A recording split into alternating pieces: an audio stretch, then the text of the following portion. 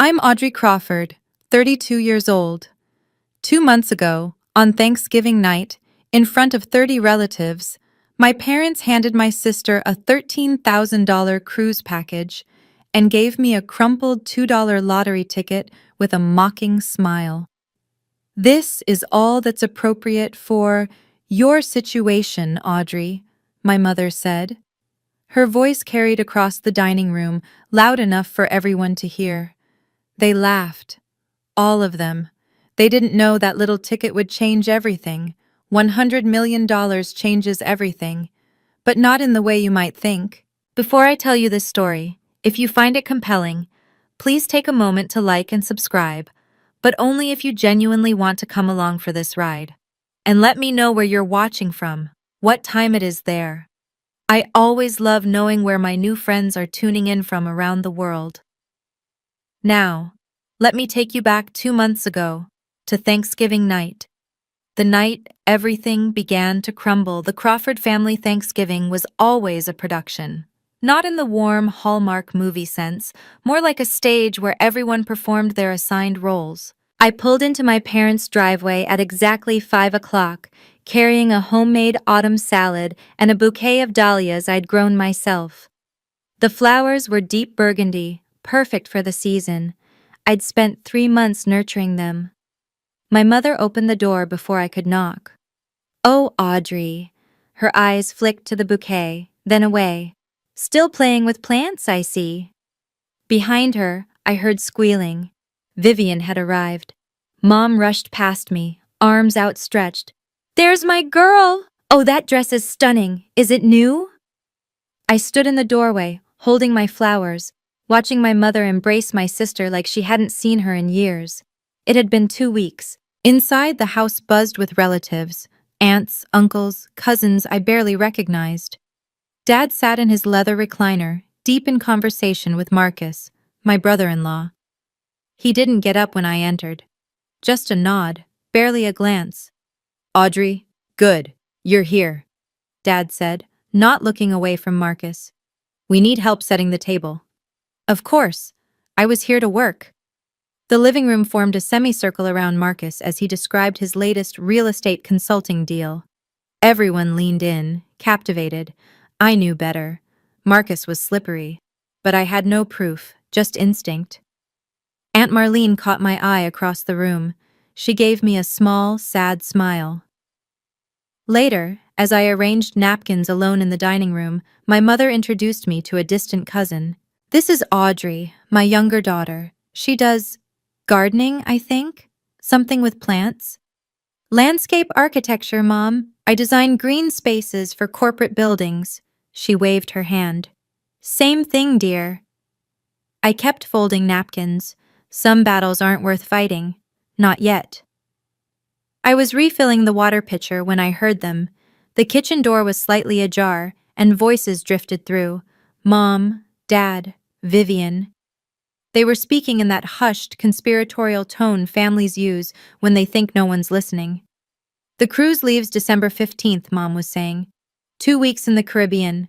The whole family, you, Marcus, the kids, your father and me, even Grandma Grace, if she's feeling well enough." My hand froze on the pitcher handle. "What about Audrey?" Vivian asked. Not concerned, just acknowledging my existence. Silence. Then Dad cleared his throat. "She's busy with work. Besides, a trip like this is expensive. We don't want to burden her." They hadn't asked if I was busy. They hadn't asked if I could afford it. They'd simply decided I wasn't worth including. I pushed the door open. "I'm not invited?" 3 faces turned. Mom's smile tightened. Dad suddenly became very interested in his coffee cup.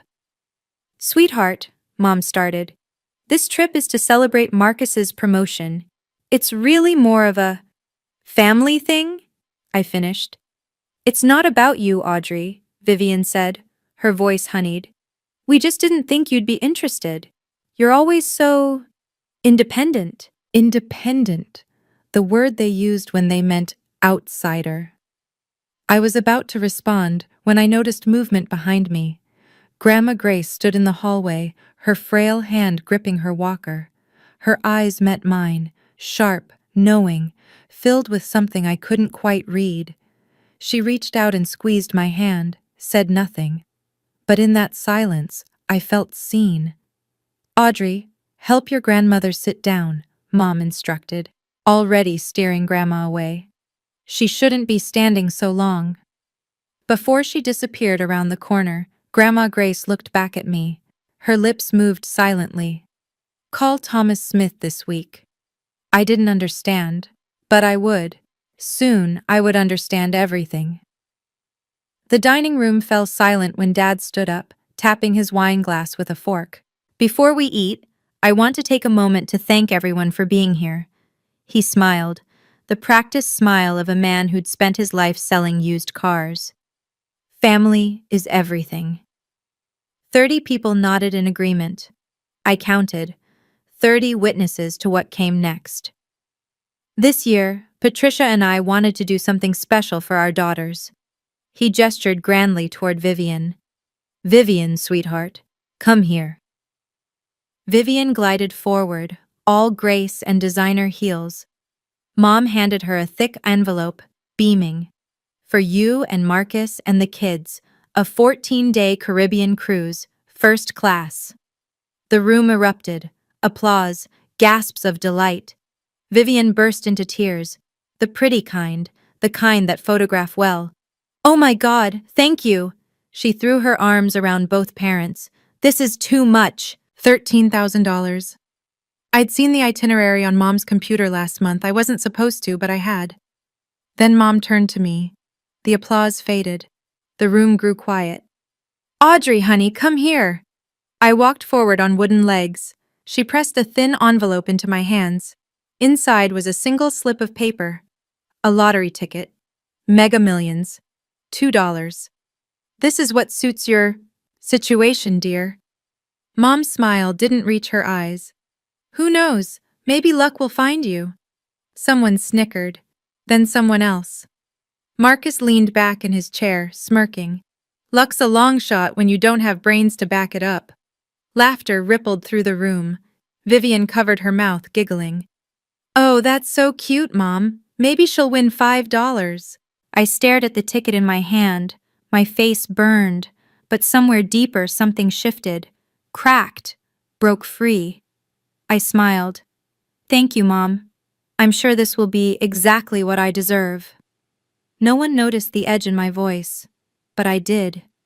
The laughter was still echoing when a voice cut through. "Gerald, Patricia, this is not right." Everyone turned. Grandma Grace stood at the edge of the room, her small frame trembling with the effort of standing without her walker. Her voice was thin, but it carried. "You cannot treat Audrey this way. Not in front of everyone. Not ever." The silence that followed was different from before, heavier, uncomfortable. No one had expected the family matriarch to speak. Dad's jaw tightened. "Mother, please." "I am not finished." But Mom was already moving, her heels clicking against the hardwood. She wrapped an arm around Grandma Grace with practiced efficiency. "You're tired, Mom. Let me take you to lie down." "Patricia, I'm not." "The doctor said you need rest. Come on." I watched, helpless, as my mother guided my grandmother toward the guest room. Grandma Grace looked back at me over her shoulder. Our eyes met.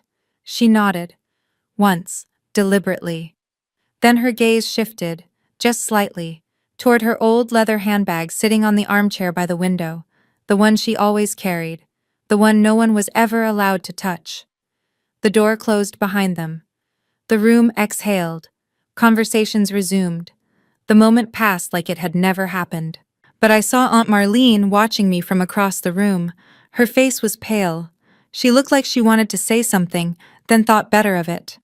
I excused myself to the bathroom, locked the door, stared at my reflection. The lottery ticket was still crumpled in my fist. $2. That's what they thought I was worth. But Grandma had said something. Thomas Smith. A lawyer. Why would my grandmother, who had no lawsuits, no legal troubles, want me to call a lawyer? I didn't know yet. But something told me I was about to find out. It was nearly midnight when I started cleaning up, alone, as usual. Most guests had left. Vivian and Marcus had retreated to the living room to plan their cruise wardrobe. My parents were seeing off the last relatives. I was gathering dishes from Dad's study when I saw them. Papers, scattered across his desk like he'd left in a hurry, bills with red overdue stamps, a letter from a collection agency, and beneath it all, a document that made my blood run cold. A loan agreement, signed by my father, co-signed by Marcus Pierce. $180,000. The interest rate was predatory, the kind you only see from people who operate in shadows. My hands were shaking as I flipped to the next page. It was worse. Collateral documents for Grandma Grace's house. The house where she'd lived for 50 years. The house where my mother grew up. The house that was supposed to be Grandma's until she passed. There was her signature, shaky, uneven, dated from 6 months ago. The same month she'd fallen and spent 2 weeks hospitalized, drugged up on pain medication. They'd made her sign when she wasn't herself. I pulled out my phone. My heart was pounding so hard I could hear it in my ears. I photographed everything, page after page. I didn't know what I would do with these pictures. I didn't have a plan. But I understood something now. The favoritism wasn't about love. It wasn't about Vivian being the golden child. I was the threat. I was the one who might ask questions, who might notice things that didn't add up. They needed me small, silent, invisible. That's why I got a $2 lottery ticket. I slipped out the back door, photos saved, mind racing. For the first time in my life, I wasn't going to stay quiet. 1 week after Thanksgiving, I called Aunt Marlene. She picked up on the second ring. Audrey? Aunt Marlene, I need to ask you something. What is it, honey? Is Dad in serious debt? Silence. Long. Heavy. You know something, don't you? I pressed. How did you find out? I saw papers, at the house, a loan agreement with Marcus. Audrey. Her voice dropped to a whisper. Don't talk about this on the phone. Why not? Because there are things you don't know yet. About Marcus. About your father. My grip tightened on the phone. What things? Not here. Not like this. Meet me Saturday. The coffee shop on Elm Street. 2 o'clock. Aunt Marlene, please. And Audrey? She hesitated. Don't trust anything Marcus tells you. He's not who he pretends to be. The line went dead. I sat in my apartment staring at the lottery ticket on my kitchen counter. I'd forgotten about it since Thanksgiving. It had been sitting there, crumpled and ignored, like me. Maybe it was time to check the numbers. I pulled up the Mega Millions app, entered the numbers, watched the little loading wheel spin. The first number matched. My heart skipped. The second number matched. I stopped breathing. Third, fourth, fifth, all 6. I refreshed the app. Same result. I went to the official website. Same numbers. Same result. $100 million. I didn't scream. I didn't cry. I just sat there, perfectly still, for what felt like hours. Then I did the first thing that came to mind. I Googled, lottery winner, what to do first. And then I remembered Grandma Grace's words. Thomas Smith. It was time to make that call. I didn't tell anyone. Not a single soul. For 3 days, I walked through my life like a ghost wearing human skin. I went to work, answered emails, smiled at clients, all while carrying a secret worth 9 figures in my pocket. Every time my phone buzzed with a message from Mom or Vivian, I felt nothing. The number in my bank account, once it cleared, would be larger than anything they could imagine. But that wasn't what consumed me. It was the power. Not over them, over myself. For 32 years, I'd been the invisible one, the afterthought, the gardener. Now I had options they couldn't take away. I didn't call my parents, I didn't call Vivian, I didn't post on social media or buy a sports car or do any of the things lottery winners are supposed to do. Instead, I called Thomas Smith. Miss Crawford? His voice was warm but professional. Your grandmother said you might reach out. She told me to call you. I don't know why. Perhaps you should come to my office. There are some matters we need to discuss. About the lottery? A pause. You've won something? $100 million. Another pause, longer this time. Then we definitely need to talk. But Ms. Crawford, the matters your grandmother wanted me to discuss with you existed before any lottery. They're about her estate and her house. My stomach dropped. What about her house? It's better if I show you in person. Can you come tomorrow? Yes. And Ms. Crawford? Don't mention this call to anyone in your family. Not yet. I hung up, stared at my reflection in the dark phone screen. The lottery ticket had given me money, but Thomas Smith was about to give me something far more valuable. The truth. Thomas Smith's office smelled like old books and expensive leather.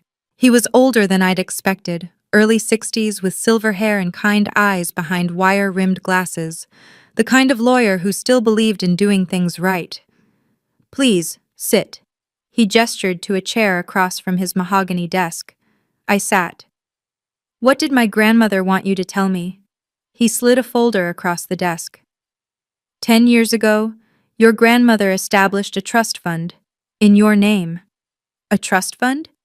$500,000. The room tilted. What? I never knew. She wanted it that way. She was afraid. Afraid of what? Thomas's expression softened. Afraid your mother would find a way to take it from you. I opened the folder with trembling hands. Legal documents, bank statements, all of it real. There's more, he said gently. The house, your grandmother's house. I saw the papers. My father cashed it in. He nodded. The deed was signed 6 months ago, the day after your grandmother was hospitalized. She was on heavy pain medication, barely coherent. I felt sick. That's fraud. Potentially. The signature is shaky. The timeline is suspicious. But proving coercion is difficult without witnesses. She didn't know what she was signing? I don't believe she did. He leaned forward. Ms. Crawford, your father owes Marcus Pierce $180,000. The house was collateral. If he defaults, Marcus gets the property. The pieces clicked into place. The favoritism, the exclusion, the $2 lottery ticket. I was never meant to find out. What can I do? What can? With your resources now, you have options. We can challenge the deed. We can pay off the debt and remove the lien. We can protect your grandmother. I looked at the trust fund documents. $500,000 from Grandma Grace. $100 million from a crumpled lottery ticket. Let's protect her. Okay, let me pause here for just a moment. I know what you're thinking. Audrey, what are you going to do? Are you going to get revenge? But this isn't a revenge story. This is a story about truth. If you want to find out what happens next, let me know in the comments. Have you ever been treated unfairly by your own family? Hit that like button if you're on my side. Now, let me tell you what Aunt Marlene revealed. The coffee shop was nearly empty when Aunt Marlene arrived. She looked different than at Thanksgiving. Older somehow. Tired. She slid into the booth across from me, clutching her purse like a lifeline. Thank you for meeting me, I said. I should have said something years ago. Her voice was barely above a whisper. But Patricia, you know how she is. Tell me about Marcus. Marlene's hands trembled as she reached for her coffee. He's not a consultant. Not really. He lends money to desperate people with interest rates that would make a loan shark blush. I suspected something. There's more. She pulled out her phone, scrolling through her gallery. 2 months ago, at your parents' anniversary party, Marcus left his phone unlocked on the counter. I wasn't snooping. I was just looking for mine. She turned the screen toward me. Text messages between Marcus and someone named Diana. The words were explicit, romantic, and damning. Can't wait until this is over. Once the house deal closes, I'm out. What about Vivian? She served her purpose. Divorce papers are already drafted. I stared at the screen. He's cheating on her. For 8 months, Diana is his assistant. Marlene's eyes welled up. I wanted to tell Vivian, but I was scared. Marcus, he's not someone you cross. Does Vivian know? I don't think so. She's so wrapped up in being the perfect wife, the perfect daughter. She doesn't see what's right in front of her. I sat back, processing. My sister wasn't my enemy. She was another victim. She just didn't know it yet. Thank you, Aunt Marlene. I reached across the table and squeezed her hand. You did the right thing. She wiped her eyes. I'm sorry I waited so long, Audrey. I'm so sorry. It's not too late, not yet. The nursing home smelled like antiseptic and fading flowers. Grandma Grace's room was small but sunny, with windows overlooking a garden that desperately needed professional help. My professional help. She looked smaller than I remembered, frailer. But when I walked in, her eyes lit up with the same sharpness I'd always known. Audrey. She reached for my hand. You came. Of course I came. I pulled a chair close to her bed. Grandma, I talked to Thomas Smith. Her grip tightened. Good. He's a good man. Why didn't you tell me? About the trust? Because your mother would have found a way to take it. Her voice was firm despite its weakness. You were the only one who never asked me for anything, never expected anything. That's how I knew you were the one who deserved it. Tears burned my eyes. Grandma. And the house, she continued. They made me sign papers. I don't remember it clearly.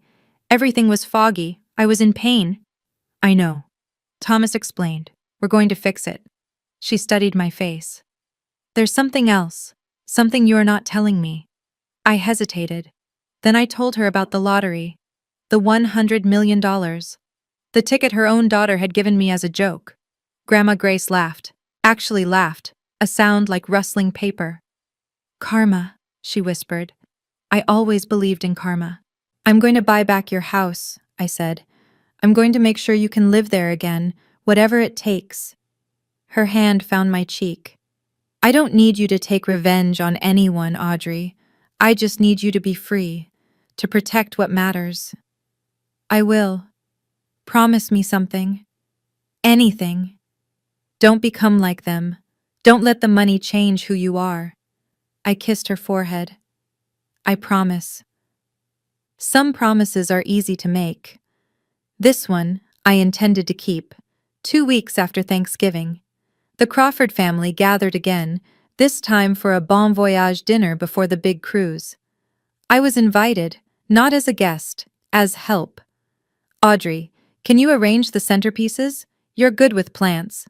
Audrey, the caterer needs direction. Handle that? Audrey, make sure Grandma Grace's nurse knows we'll be gone for 2 weeks. I did it all with a smile. Played my part.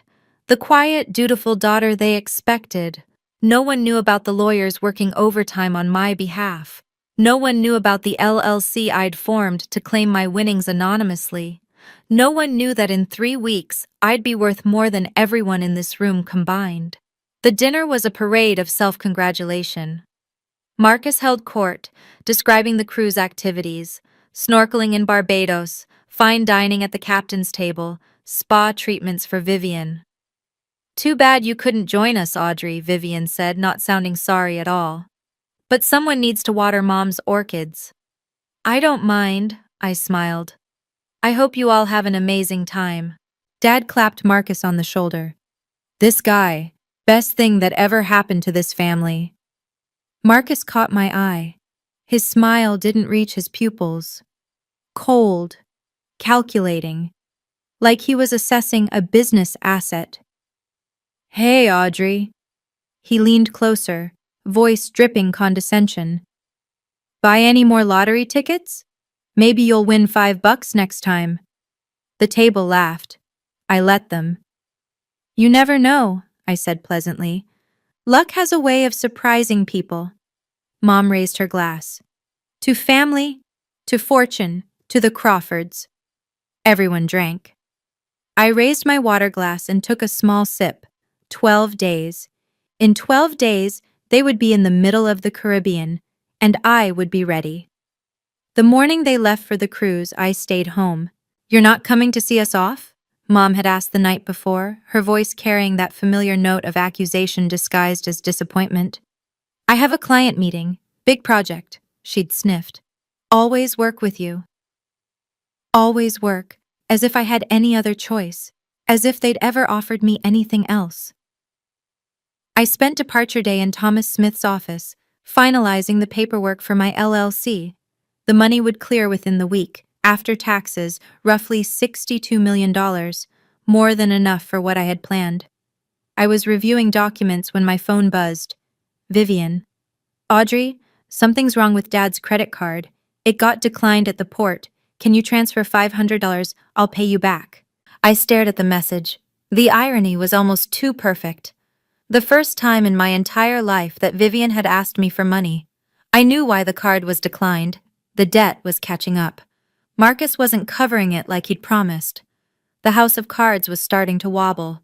I typed back, "I don't have $500 to spare right now. Ask Marcus. He's the financial consultant." 3 dots appeared. Disappeared. Appeared again. Never mind, we figured it out. I didn't ask how. I didn't care. What mattered was that they were on that ship now. All of them. Mom, Dad, Vivian, Marcus. Trapped in the middle of the ocean for the next 2 weeks. I turned back to Thomas. "How soon can we file the challenge on the house deed?" "Monday, once you're ready to make your move." I looked out his window at the city below. Somewhere out there, a cruise ship was sailing toward the Caribbean, and I was preparing my own kind of voyage. Day 3 of the cruise. I posted a single Instagram story. Just me, standing in front of Grandma Grace's house. The house that was supposedly no longer hers. The caption was simple: "Home renovation project starting soon." I knew Dad would see it. He checked social media obsessively. It was his only way of knowing what his daughters were really up to. The same day, the local news ran a story. Mega Millions jackpot claimed. Winner remains anonymous. The ticket had been purchased at a convenience store 3 miles from the Crawford family home. I didn't plant that detail. The universe just has a sense of humor sometimes. Aunt Marlene, bless her heart, mentioned it in the family group chat. "Did anyone hear about the lottery winner? Someone from our area won $100 million. They bought the ticket at that little Quick Mart on Henderson Avenue. The one where Mom had bought my $2 ticket." The chat exploded. Cousins speculating.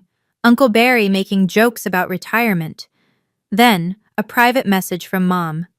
"Audrey, that lottery ticket I gave you for Thanksgiving, you still have it, right?" I waited an hour before responding. Let her sweat. "Yes, Mom. I still have it. Why?" "Just curious. No reason." That emoji. She never used emojis unless she was nervous. An hour later, my phone started buzzing. One call, then another, then another. Mom, Dad, Vivian, Marcus. I let them all go to voicemail. By evening, I had 43 missed calls. By midnight, 79. The messages ranged from casual, "Hey, sweetie, just checking in," to frantic, "Audrey, please call us back, this is urgent." I turned my phone face down on the nightstand. Tomorrow I would call them, but on my terms, and with an audience. 79 missed calls. I counted them twice to make sure. The voicemails were a masterclass in emotional manipulation. Mom, attempt 1. "Audrey, honey, it's Mom. Just wanted to hear your voice. Call me when you get a chance." Mom, attempt 7. "Audrey, this is important. Please call back." Mom, attempt 15. "I don't know why you're ignoring us. This isn't like you." Dad, attempt 3. "Audrey, it's your father. We need to talk. Family business." Vivian, attempt 5. "Audrey, seriously, what's going on? Mom is freaking out." And then Marcus, his voice smooth as ever. "Audrey, I think we should discuss some investment opportunities. Family helping family, you know. Give me a call." I sat in my new apartment, a rental I'd secured the week before, nothing fancy, just mine, and listened to every single message. Let their desperation wash over me like waves. They weren't worried about me. They were worried about the money. I texted Thomas Smith, "Is everything in place?" His reply, "Ready when you are." I opened the family group chat and typed a single message. "I'll video call tonight at 8 p.m. EST. Everyone needs to be present. There's something important I need to share." Within seconds, confirmations flooded in. Mom, "Of course, sweetie, we'll all be there." Dad, "Looking forward to it, kiddo." Vivian, "Can't wait." Marcus sent a thumbs up emoji. They thought they'd won. They thought I was going to announce my lottery winnings and then, what? Hand them a check? Ask for their guidance? They had no idea what was coming. I spent the rest of the afternoon preparing, organizing documents, rehearsing what I would say. This wasn't revenge. This was truth. And the truth, as they say, shall set you free. At exactly 8 o'clock, I clicked join call. Their faces filled my laptop screen, crowded together in what looked like the ship's lounge, tropical sunset visible through the windows behind them. "Audrey," Mom's voice was sugary sweet. "There's our girl. We miss you so much, honey." "We really wish you were here with us," Dad added. The sincerity was almost convincing. Vivian waved from behind them. "Hi, sis. You look good. Have you been doing something different with your hair?" They'd never once commented on my hair. Marcus sat slightly apart, arms crossed, watching me with that calculating gaze. "Audrey, good to see you." "Thank you all for making time," I said calmly. "I know you're busy enjoying your vacation." "Family comes first," Mom declared. "Always." Interesting choice of words. "So," Dad leaned forward, "we heard some interesting news. Something about a lottery ticket?"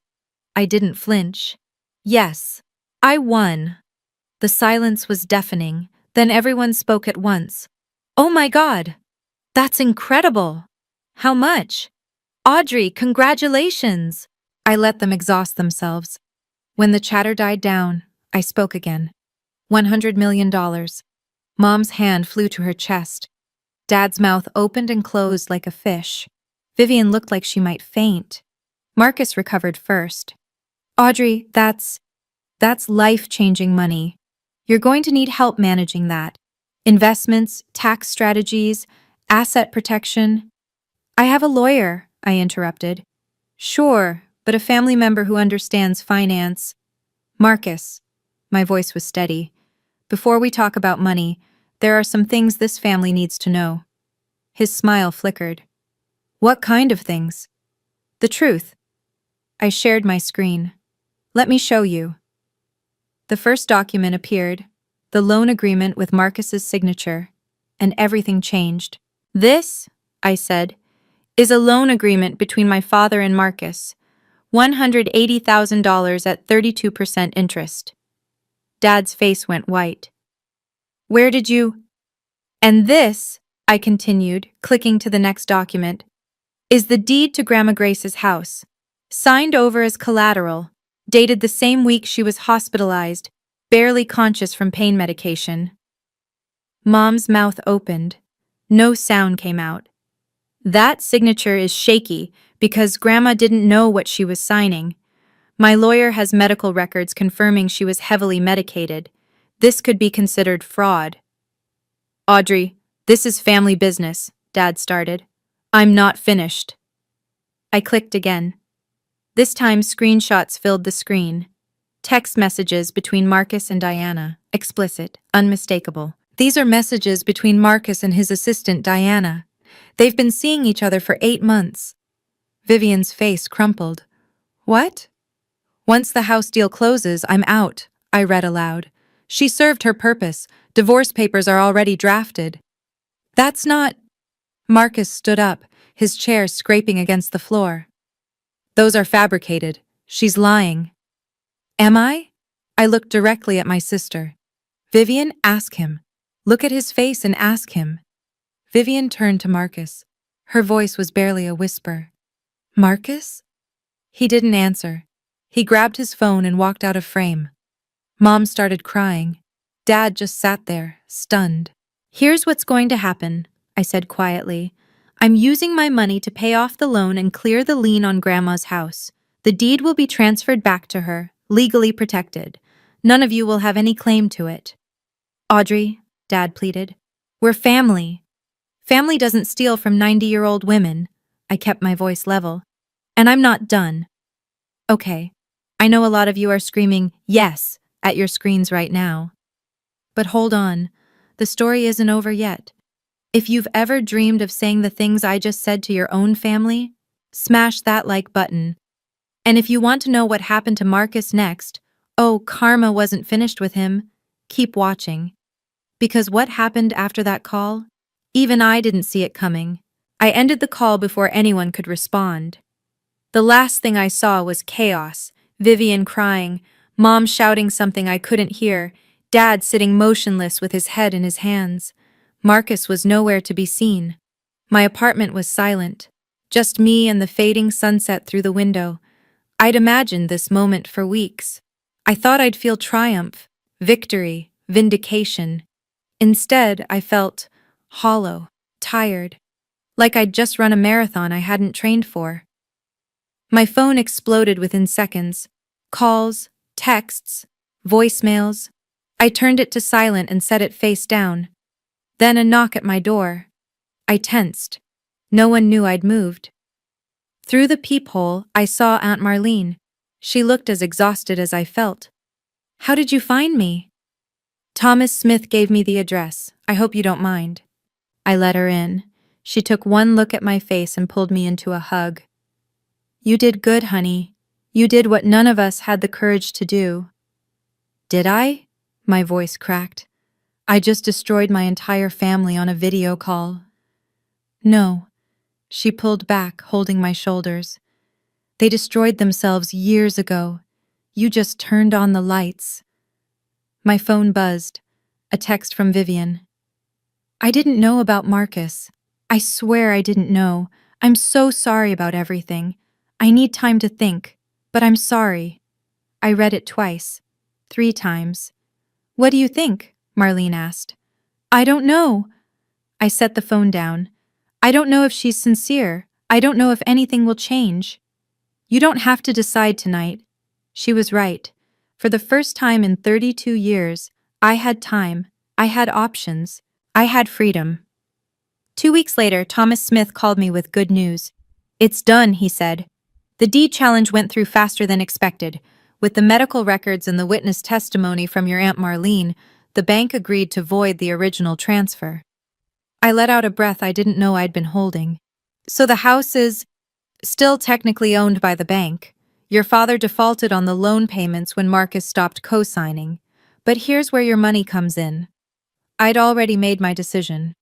"Pay it off, whatever it costs.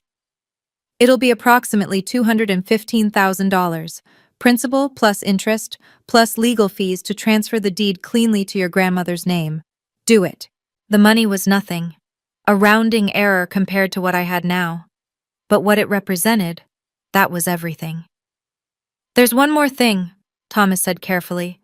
"I've drafted a protection clause. Once the house is in your grandmother's name, no member of the Crawford family, that includes your parents, can claim any rights to the property. Not during her lifetime and not after. And after she passes? It goes to you, per her original wishes, before any of this happened." I thought about that crumpled lottery ticket, the mocking smile on my mother's face. $2 to get rid of the inconvenient daughter. "One more clause," I said.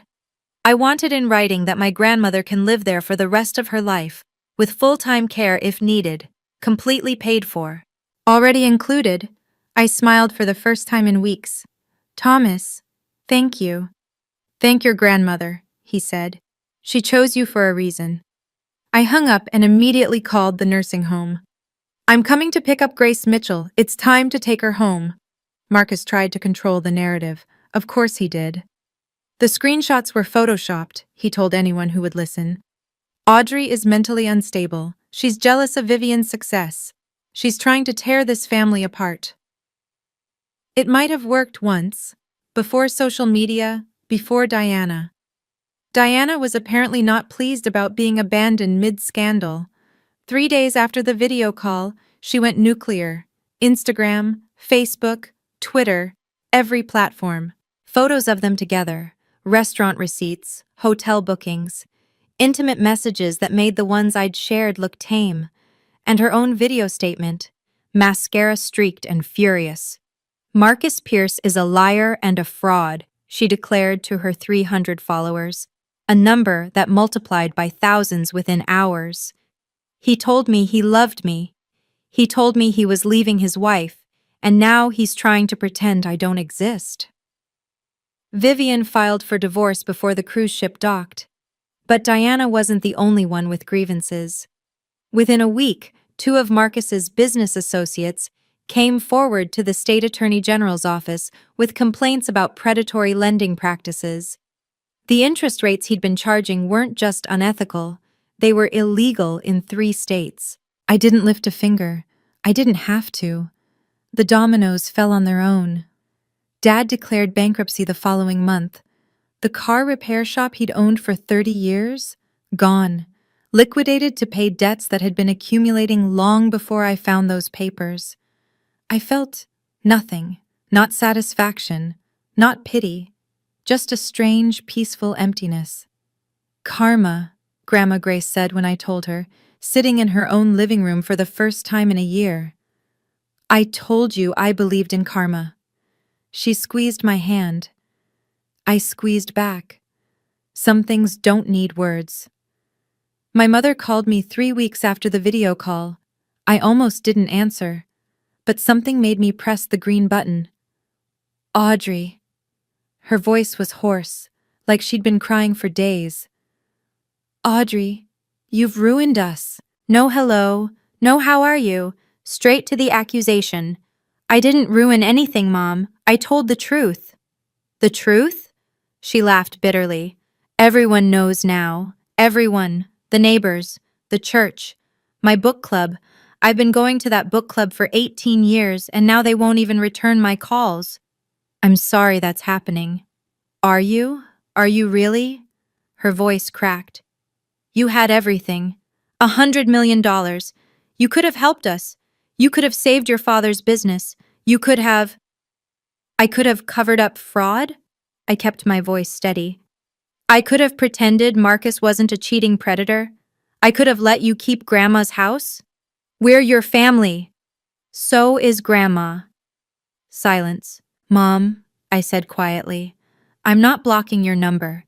If you ever want to have a real conversation, one where you acknowledge what you did, not just what you lost, I'll be here. But I won't listen to you blame me for consequences you created. You're so cold. When did you become so cold? I learned from the best. She hung up. It was the last time we spoke for 6 months. Dad never called at all. I heard through Aunt Marlene that they'd moved into a small apartment across town. He was working as a mechanic for someone else's shop now. Mom had taken a job at a grocery store. I didn't gloat. I didn't feel vindicated. I just kept living my life. Because that was always the point. Not to punish them, but to finally live free. The letter arrived 3 months after the cruise. Not an email, not a text. A handwritten letter, 2 pages long, on pale blue stationery. My sister's looping cursive, which I hadn't seen since she wrote me notes in middle school. Dear Audrey, I don't know how to start this, so I'll just start. I'm sorry. Not because I want money from you. Not because I'm trying to get back on your good side. I'm sorry because I should have said it years ago and I didn't. I knew Marcus had problems. I didn't know about Diana, but I knew something was wrong. I ignored it because admitting it meant admitting my whole life was a lie. I knew Mom and Dad treated you unfairly. I told myself it wasn't my business. I told myself you were fine. You were always so independent, so capable. You didn't need me to defend you. That was a coward's excuse. You were my little sister. I should have defended you anyway. The divorce is finalized. I'm starting over. I don't know what that looks like yet, but I know it has to be different. You don't have to forgive me. You don't owe me anything. I just wanted you to know. I see you now. I see what I missed for 30 years. I'm so sorry. Love, Vivian. I read the letter 3 times. Then I folded it carefully and put it in my desk drawer. I didn't write back, not yet. But for the first time, I felt something shift. A door that had been locked for years creaking open, just slightly. We met for coffee the following month. It was awkward, stilted. Neither of us knew how to be sisters anymore. But we were trying, and that was a start. Grandma Grace came home in April. I was there when the nursing home transport van pulled into her driveway. The same driveway where I'd skinned my knee learning to ride a bike. The same driveway where she'd stood waving goodbye after every visit, shrinking in the rearview mirror until she disappeared. She was smaller now, frailer. But when the attendant wheeled her up the ramp I'd installed, her eyes found the garden, overgrown, neglected but still there, and she smiled. "It needs work," she said. "I'm going to fix it," I promised. "That's my specialty, remember?" I'd spent the previous month preparing the house. New accessibility features, a hospital bed in the master bedroom, round-the-clock nursing care on standby. The best of everything money could buy, because for once, I had money to spare. We sat in the sunroom that afternoon, watching goldfinches at the feeder I'd installed. "You did all this?" she asked, gesturing at the renovations. "It's your house. It should be comfortable." She was quiet for a long moment, then, "Your mother called me last week." I tensed. "What did she say?" "She wanted me to talk to you, to convince you to come back to the family." "What did you tell her?" Grandma Grace turned to look at me directly. Her eyes, despite her age, were sharp as ever. "I told her that you never left. That family isn't about showing up for Sunday dinners. It's about showing up when it matters." She reached for my hand. "You showed up, Audrey. When everyone else saw what they could take from me, you saw what you could give." I blinked back tears. "I just did what was right. That's the hardest thing to do. And you did it anyway." We sat together until the sun went down. No more words needed. 1 year later, I barely recognized my own life. I still worked. Not because I needed the money, but because I loved what I did. My landscape architecture firm had expanded. 2 new employees, an office with actual windows, and a waiting list of clients. I'd designed 3 public gardens in the past year alone. The lottery money sat mostly untouched in diversified investments. I'd bought a modest house near Grandma Grace, nothing flashy, just enough space for me and the dog I'd finally adopted. A rescue mutt named Clover, who loved to dig in my test gardens. The foundation was my real legacy. The Grace Mitchell Foundation awarded scholarships to young women pursuing careers in the arts, painting, music, design, anything creative. Women from families who didn't understand them, women who'd been told their dreams weren't practical, their talents weren't valuable, their voices didn't matter. Each acceptance letter I read felt like a small act of defiance. Take that, universe. Take that. Every parent who ever said, "But how will you make money?" I visited Grandma Grace every day. Some days she was sharp, full of stories about the past. Other days she was tired, and we just sat together in comfortable silence, watching her garden grow. "Your tulips are coming up," I told her one afternoon. "You planted those," she reminded me. "They're still yours." She smiled.